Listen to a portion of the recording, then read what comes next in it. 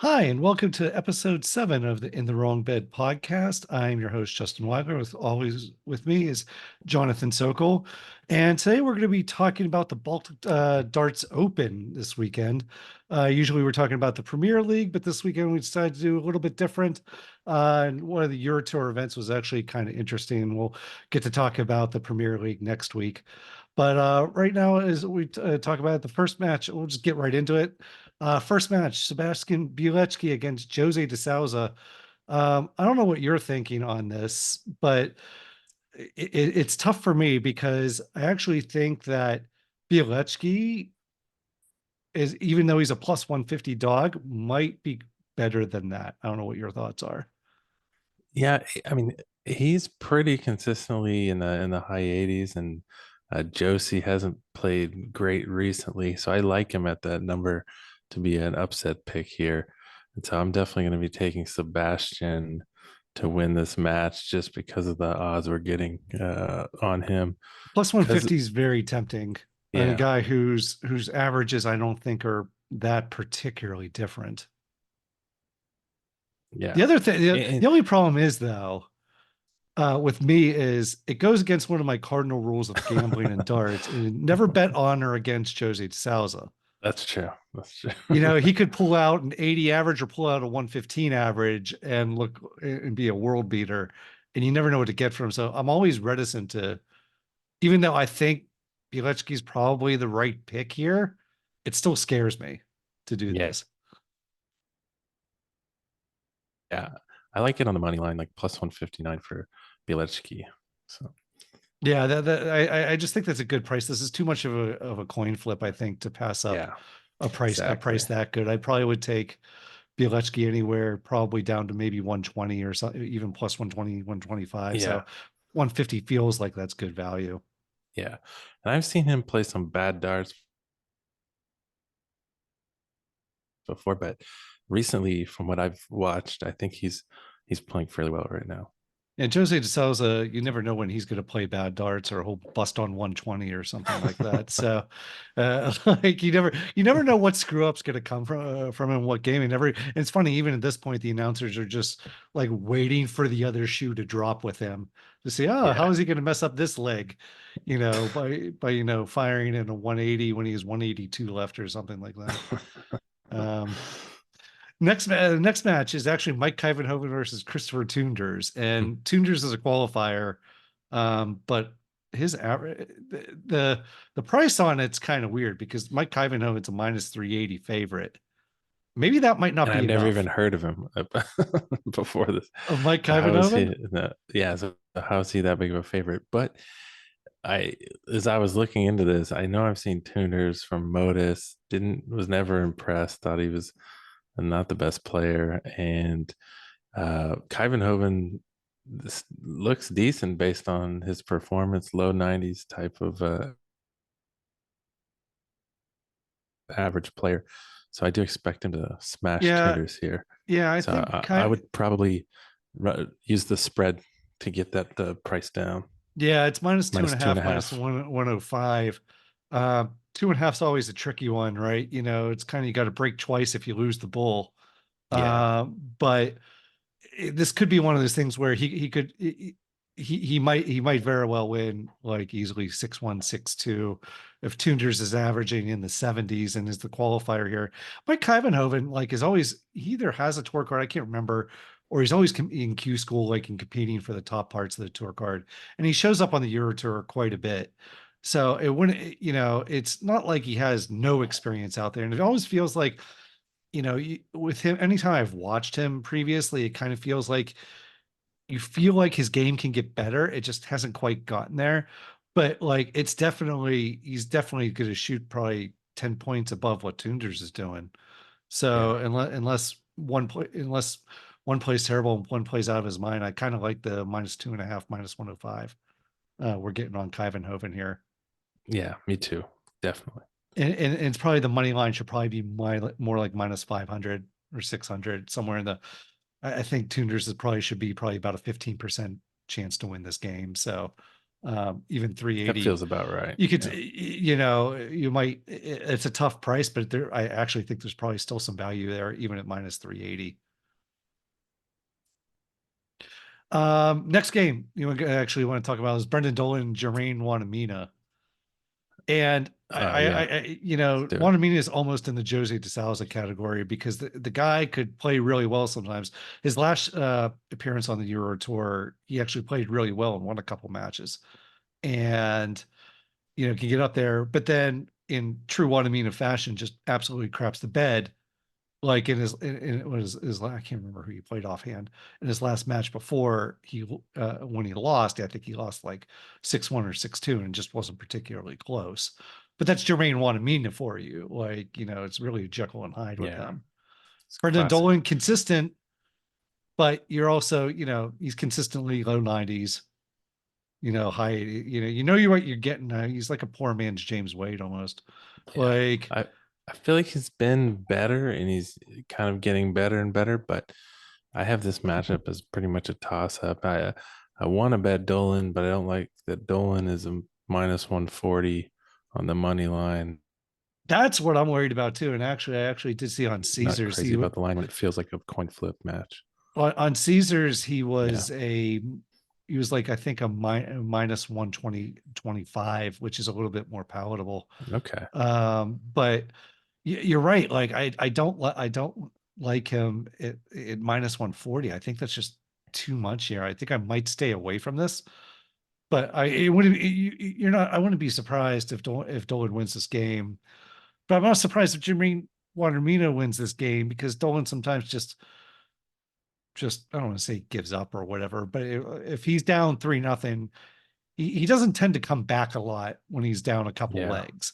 Like he Yeah. just doesn't have that game, and he doesn't. I don't know, have that spirit in him or something like that. I'm Yeah. not exactly sure what to say, but No, normally when I feel like it's a coin flip match, I like to look at that over 9.5 legs. But with what we're talking about with especially Watamena being hot and cold, I don't, that, that that's it's too consistent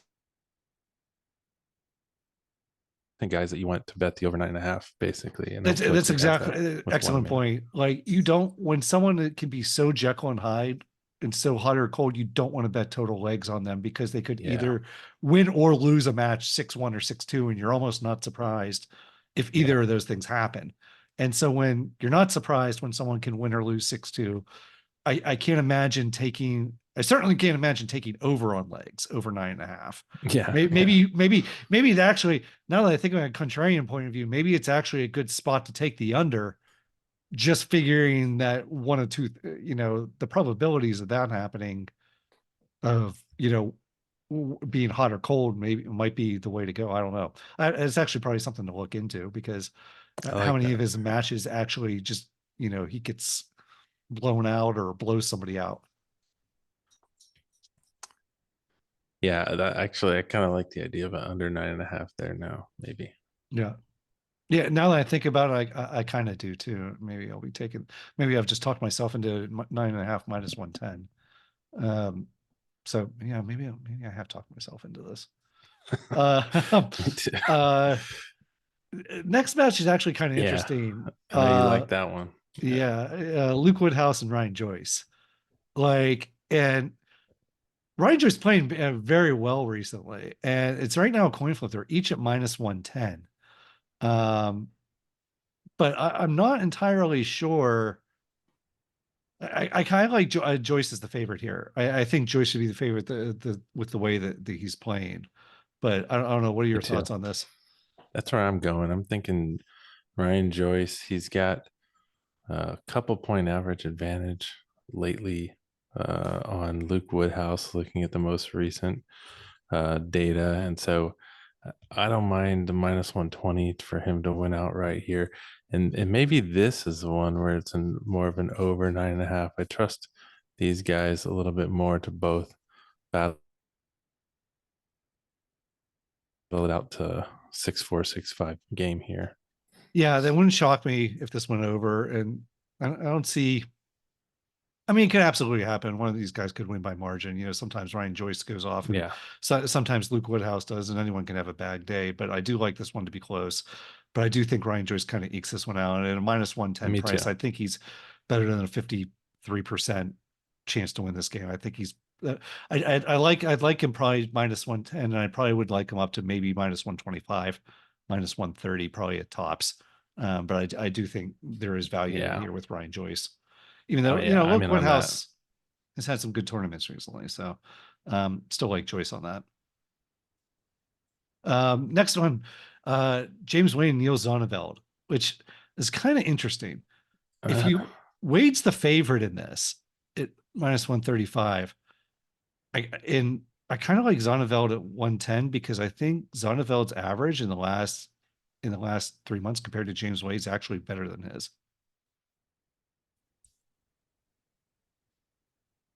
yeah, it's a little higher the last 3 months. Uh, they're definitely pretty close to even. Uh, James Wade, I think he did have a decent match in his last Euro tour event out.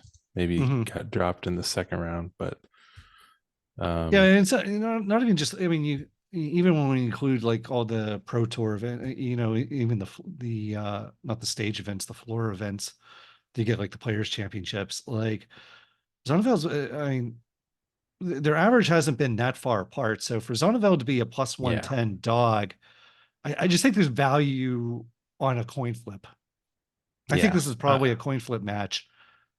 Getting plus money on a coin flip match is something I generally would just advise taking. Usually, yeah, if you're getting anything over plus 110 or better on something that's a 50 you think is a coin flip, then I'm all for it. And I think that's why I like Zonneveld in this one. yeah. I lean that way, and I generally, for whatever reason, I am going against James Wade quite often. I don't trust him anymore. I think he's past kind of his best years are behind him type His of deal. best But years are behind him, I think. But the uh, weird part about James Wade is that he's still James Wade, and that you know what you're going to get from James Wade. It's almost a question of what the other person does. If the yeah, other person shoots mid to high 90s and doesn't have problems checking out, they'll win the match. If they have any sort of problems checking out, James Wade will take advantage, and James Wade will win. So it's far more of a are you trusting the randomness of the other person checking out better or not? yeah, And um, because Zonneveld's scoring's been a little bit higher. It's just a matter of can he check out properly against James Wayne. If he does, I think he'll win. yeah, But if he goes, 16% on the doubles, forget it. James Wayne's going to win that match because he'll just for plod sure. along, get in there in 15 to 18 darts, and if you let him have 18 dart legs, James Wayne's going to win. Yeah, yeah. Moving down to where I think is probably the next interesting match on the dock is Daryl Gurney versus Dimitri Oh Vandenberg. yeah, love this one. Yeah, and it's actually a coin flip. Like it's but minus 110 each way. Like I don't know. What are you thinking on this one? Because I know I have a leaning. This was the one I had circled the most for in over 9.5 legs. I will be playing over 9.5 legs for sure. I lean towards Daryl Gurney getting the win here, but I think most of my money is going to go towards over 9.5. Yeah, I kind of like Daryl Gurney in this. He's been playing really well recently, even He has, especially in yeah, Euro Tour events. His average has been well above Dimitri's in the last month or two. And on top of that, I think Daryl just seems to play well in these. Seems to be playing well in the first few rounds of these events. Dimitri, yeah. He's been getting himself through the first round generally, and then I do feel like DVDB after winning a little while back hasn't quite had it. honestly, I'm still shocked he won the Yeah, UK Open. I mean, we got yeah, to talk about this sometime because like everyone's that like, was that how was in the nuts. world did he win that event? It's like just Yeah, everyone just like tripped over themselves through the entire event for him to win that. Like I'm almost still like in disbelief uh, that he won. it's shocking. Yeah, And it just he didn't even play well. It was just it's unbelievable. it's mind Yeah, blowing like how that happened, but it did. yeah. Shows you in He's darts, getting. Yeah, anyone with a decent level can win a tournament. But yeah, that's the UK Open always brings out the craziest. I mean, Andrew That was Gilding so won the much year fun. before. I love, That's what yeah, makes it fun. It's I the know. most unique tournament because they redraw every time. So you could get very lucky in your draw, which kind of what happened with Andrew Gilding and how he won. I mean, he did beat MVG in the last like decider, so good on him for that. But to his MVG match, like he was just getting favorable draws almost the Yeah, entire time. yeah. So And the like easiest path. it's Yeah. not like the world championships where you got to usually beat the best to be the best, and you don't have to Mhm. be at the UK Open. You just don't. Um, but that also happens in Euro Tour events too, which makes it interesting too. I mean, you look at like the number one seeds in these events. It's like Dave Chisnell. Well, Dave Chisnell will either win the event or half the time go out in the first or second round.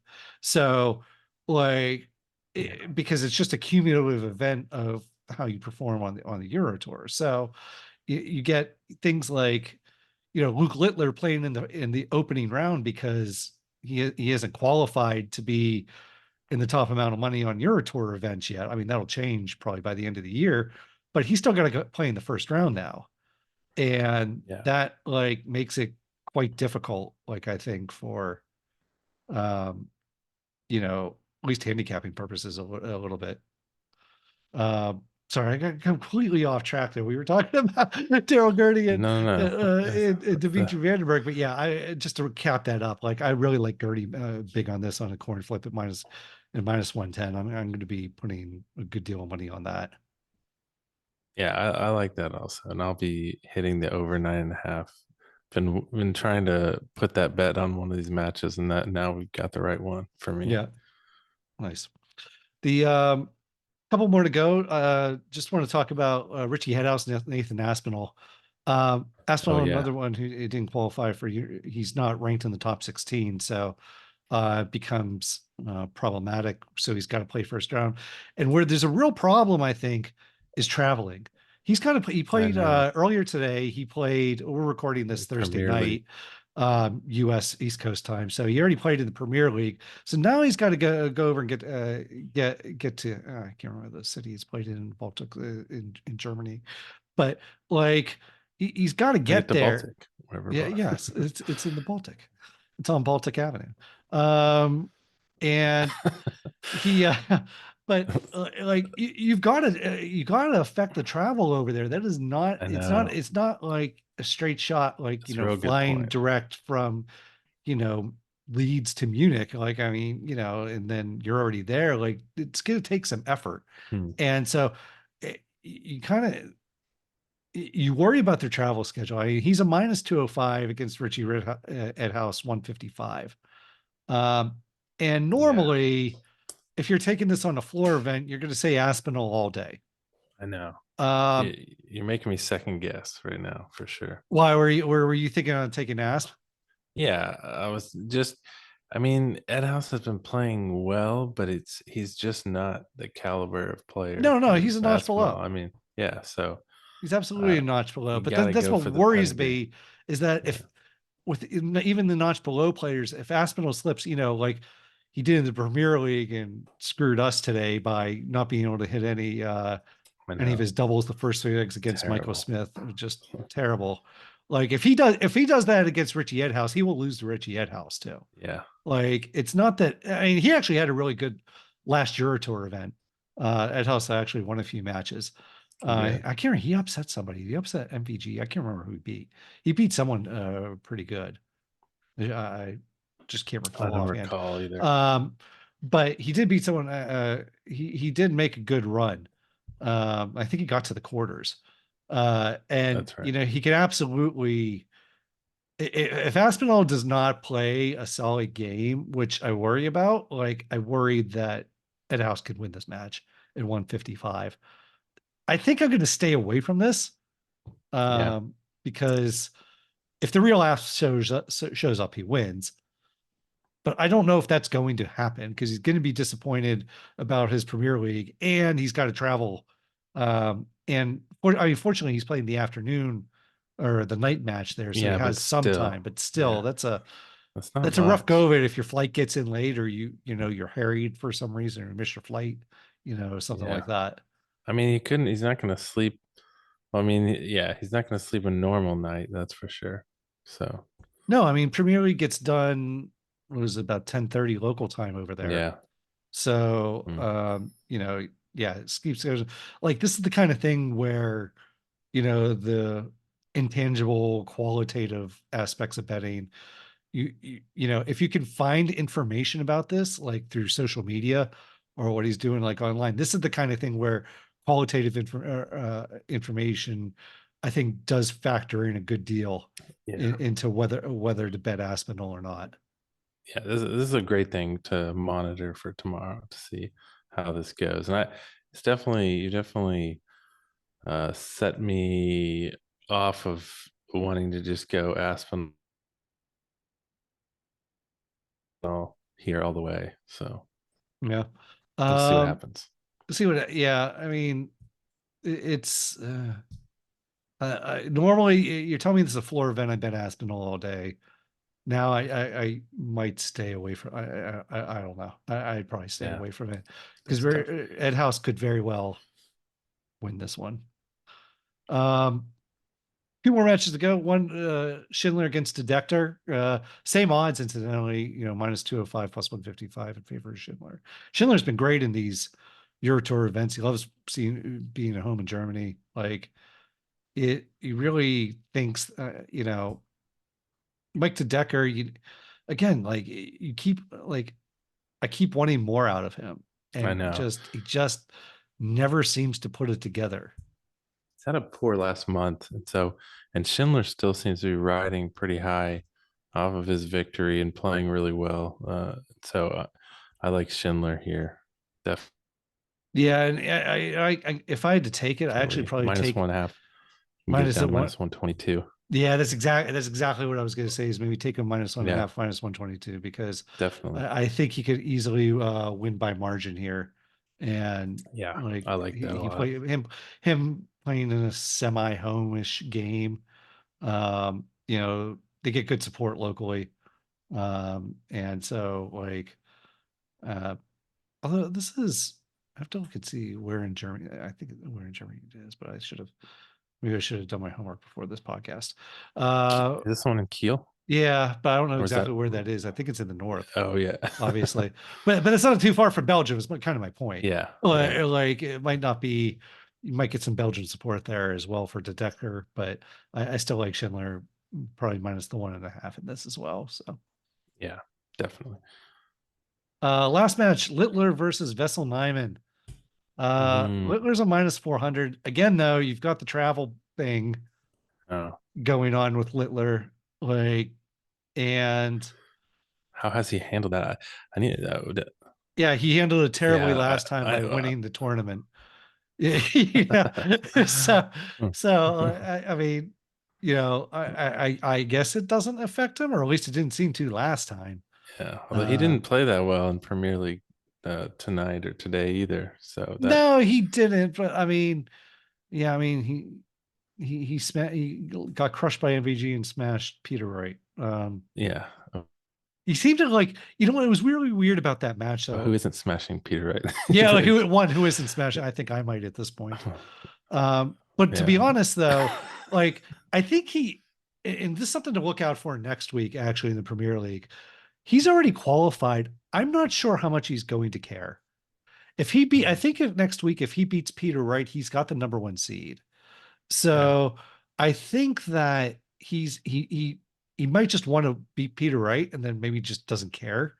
It felt like at some point he stopped caring against MVG.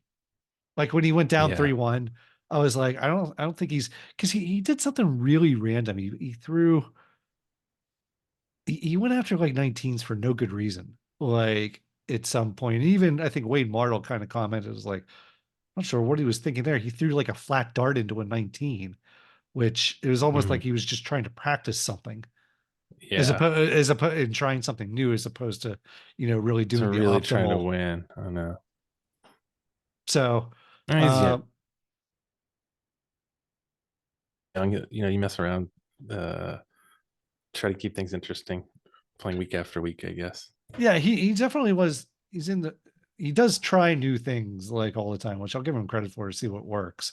And it's especially good to, and they like to do that in things like Masters events in the Premier League, like Oh non-ranking yeah. events where, hey, you can show off a little bit, but also, yeah, maybe you do try something a little bit new when there's not a lot at stake. I mean, you won't see that in finals night in 2 weeks, but No. you will see it. You'll see it occasionally, like during this. So, um, but yeah, Littler minus 2.5, minus 105, minus 400 favorite against Fesselheim. And Fesselheim is not bad. No, Like, he can maybe hold his own here. And Littler, like you said, sometimes I feel like he doesn't just put people away and lets them hang around, and just because he's a little bored, man.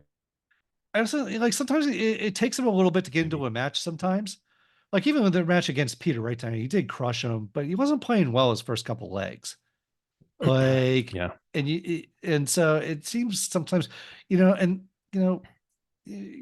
first to six format, even if you're a big favorite, losing one or two legs that maybe you shouldn't lose or you should have been more competitive in, it's enough for like someone who's good enough like Vessel Nyman to cover yeah. the I two and I a ki- half. yeah, I kind of like him to cover this one as well. He's not that far behind. I mean, he's a solid 95 average player, so he Yeah, he I he mean, can he he can can hang with the absolutely. best of them.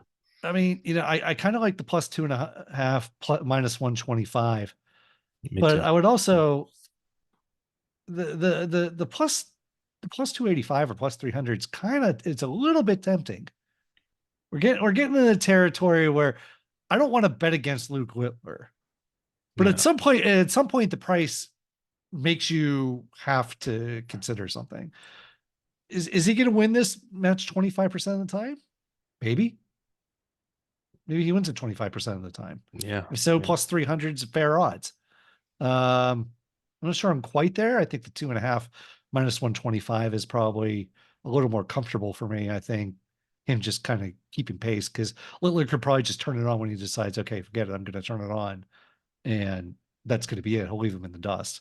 So yeah. this could be very close. This could be 3-3, 4-3, or something like that, and then Littler just decides, forget it, I'm just you know getting this over with in 12 Taking darts each over. time, and that's it. Yeah, So now we got like 5 minutes left. Just wanted to see who we actually like this weekend based on the draw.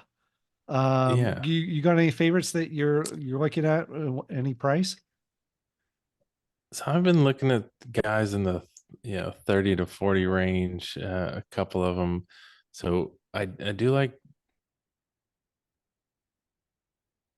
Dobie, who's 28 to 1, and Schindler 33 to 1. Like I was mentioning before, I think Schindler's still playing some of his best darts, which to me is enough to get the job done.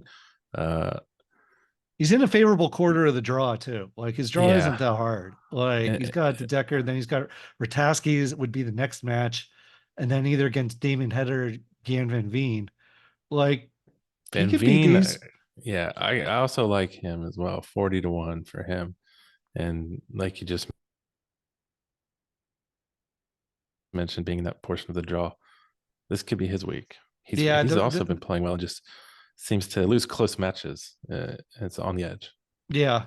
The guys I like, I took Joe Cullen at 50 to 1.